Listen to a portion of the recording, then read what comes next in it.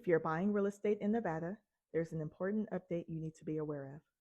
Whether you're a first-time home buyer or a seasoned investor, this change affects the way you work with your real estate agent.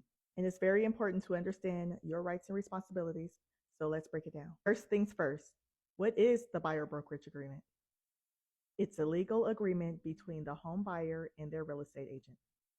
It spells out who your agent is, what services they'll provide, and how they'll get paid. Starting in 2024, Nevada made it mandatory for buyers to sign this agreement before touring properties with any agent. All right, let's dive a little deeper into why the Buyer Brokerage Agreement became mandatory. The main reason is transparency, especially around commission structure. For a long time in real estate, it was just customary for a seller to pay both their listing agent and the buyer's agent. It was just baked into the deal, almost automatically.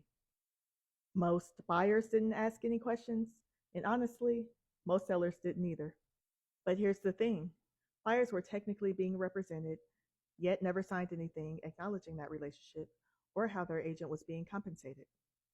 That created a gray area. Who was the agent really working for? What were the expectations?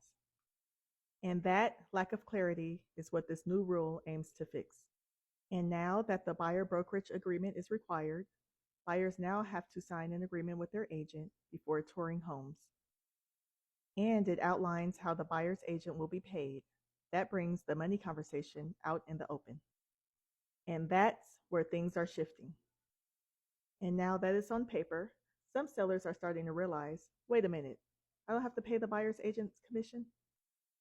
But here's the catch. Many smart sellers still do. Why?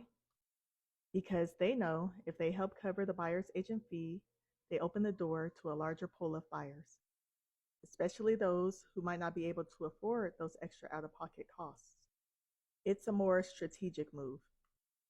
Okay, let's talk about what's actually in the agreement. Exclusive representation. You agree to work with one agent for a set period of time. Compensation terms. This is how your agent gets paid. Typically, the seller will still cover the buyer's agent commission, but if not, the agreement spells out if you're responsible for any part. Duties of the agent. Your agent must act in your best interests, negotiate the best deal, and guide you through closing. Term and termination. The contract includes a start and end date, and how either party can end the agreement if needed. Now here's the thing to keep in mind. Signing this agreement doesn't cost you anything up front, and it doesn't lock you into a deal